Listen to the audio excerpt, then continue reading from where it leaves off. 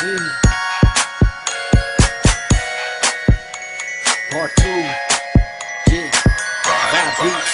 Here we go. Tinitigasan na naman ako sa iyong ganda. Dahil sa iyong ganda ako'y napatanga.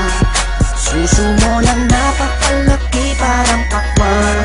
Bote ang iyong katawan at ba't mong malaman. Pwede ka bang maikama pagtapos mo dyan? Pagkatapos maginuman magbabanatan. Iitsak ka sa kama tuloy ang tuhugan. Para kang tinapay, pipi ko ang palaman.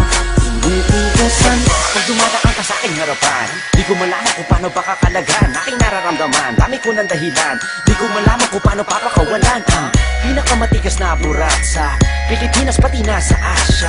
Tinalo ko pa ang punong nara, kaya naman hindi ito magkasya.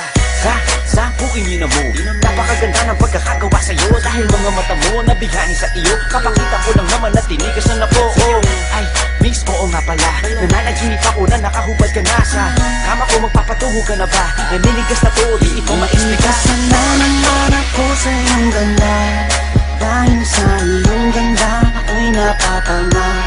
Suso mo na napakalaki parang pakwan. Bote ang iyong katawan at ba't mong malaman. Pwede ka bang maikama pagtapos mo dyan? Pagkatapos maginuman magbabanatan.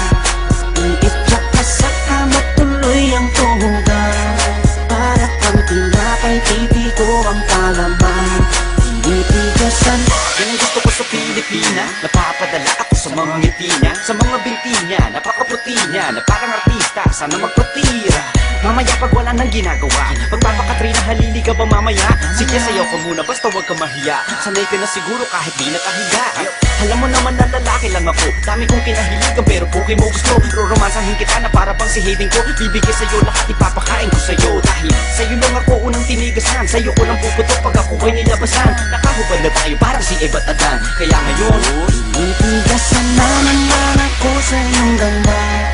Dahil sa iyong ganda ako'y napatanga. Suso mo na napakalaki parang pakwan. Bote ang iyong katawan at ba't mong malaman. Pwede ka bang maikama pagtapos mo dyan? Pagkatapos maginuman magbabanatan.